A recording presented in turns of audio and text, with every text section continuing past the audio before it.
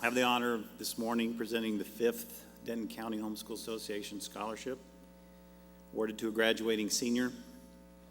Each year, the Board of Directors selects from submitted essays the one that best represents our common homeschooling bond. We are grateful of you who have applied and very impressed with all the entries. This year, we are pleased to announce the standard of excellence remains high, and I know you'll be blessed. Our winning essay will also appear in the upcoming DCHSA newsletter. Our winner has been the recipient of a number of honors. Let me take a moment to highlight them. In addition to serving on her church's worship team, she's a member of the National Homeschool Honor Society, the National Technical Honor Society, and Phi Theta Kappa. She received Outstanding Participant in the National Achievement Scholarship Program, is graduating with a 4.0, and has been blessed with a full presidential scholarship to Mercer University in Georgia. Please join me in congratulating the 2013 DCHSA Scholarship winner, Ms. Morgan Saulsberry.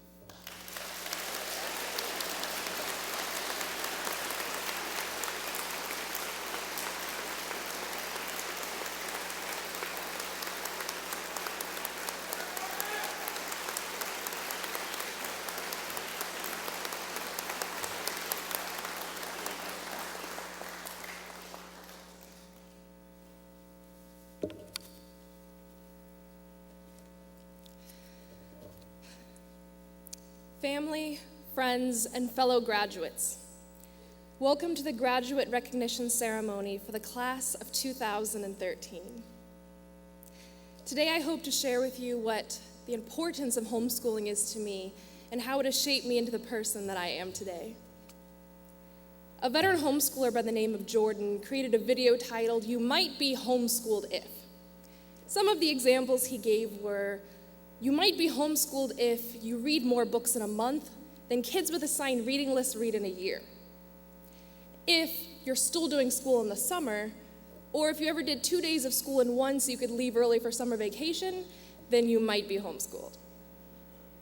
You might be homeschooled if going to the mall to people watch counted as a social studies field trip.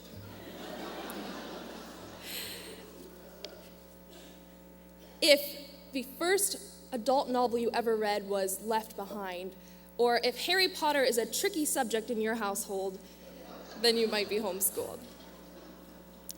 You might be homeschooled if you are filled with fear and dread when you hear the word Saxon.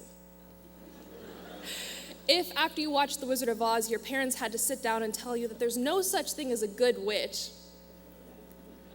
Or if you have very strong opinions about which Narnia book should be first, then you might be homeschooled. You might be homeschooled if your siblings' birthdays are considered school holidays. If doing the dishes is considered home economics, or if you can quote every line in the movie The Princess Bride, then you might be homeschooled. Now, while some of these things may or may not be true about homeschoolers, it demonstrates that there's a sense of unity between us. That no matter if you did a Becca or Saxon, Worldview or Konos, that there's still one thing we have in common, and that is our identity. So often you hear young people talk about how they need time to go and find themselves and discover who they are. Richard R. Grant once said that the value of identity is that so often it comes with a purpose. But these individuals lack identity, and therefore they lack purpose. Our schools are filled with the knowledge needed to understand the world around us, but they lack the wisdom to enlighten us with how we should live.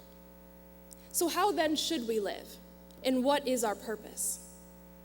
Well, 1 Peter 2:9 says, "But we are a chosen people, a royal priesthood, a holy nation, a people belonging to God, that we may declare the praises of him who called us out of darkness and into his wonderful light." Before we could read or write, our parents instilled this truth into our hearts. We grew up knowing exactly who we were and what we were called to do. Our education was more than just learning the periodic table or the quadratic formula. It was about learning how to treat another person, steps to gaining financial peace, how to be a strong, godly leader, or the value of purity. Homeschooling created a hands-on experience that intertwined learning with life experience. I didn't just learn about plants, I tended a garden. I didn't just read the Constitution, I debated about it in front of other judges. It was my fellow homeschooler Benjamin Franklin who said, "Tell me, and I forget. Teach me, and I remember. But involve me, and I learn." I still remember the day that my mother was dropping me off at a homeschool family's house so I could attend a speech and debate camp. I was terrified. Not only was I going to learn something during the summer at a stranger's house, but I was going to learn how to speak in front of other people.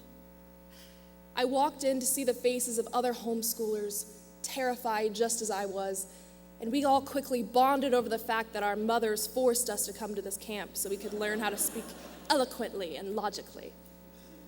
We all became very fast friends. And when competition season rolled around, we decided we'd give it a try, and we realized that we loved it. Our opponents became our friends became our coaches, and most importantly, we learned how to defend life issues with a biblical worldview. It's amazing to see what a room full of homeschoolers can do when they put their minds together. I schooled longer than the 12 required years, and I learned far beyond what the law required. But in the end, it still comes back to that one question, and that is, what is the purpose behind my education? Why did my parents invest so much into my schooling? Well, it was so that I could stand here before you today, about to embark on a new chapter in my life and not have any fear or doubt about what the future holds for me. I may not know what will come to pass, if I'll switch my major a couple of times, or if I'll stick with the intended path that I have. But I do know who I am. And it's with the words of George Martin that I challenge my fellow homeschoolers today, to never forget what you are, for surely the world will not.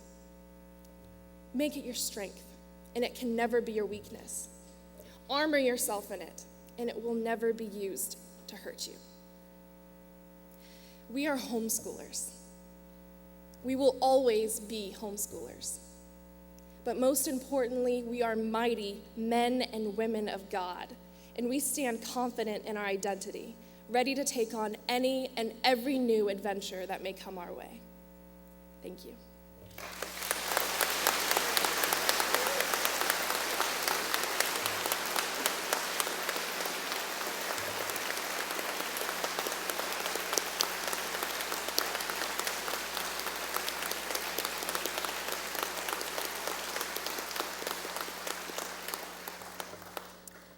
Thank you, Morgan, for those encouraging words. Isn't it exciting to think about these young people moving out into our culture, into their own lives, their homes, families, churches, communities, businesses?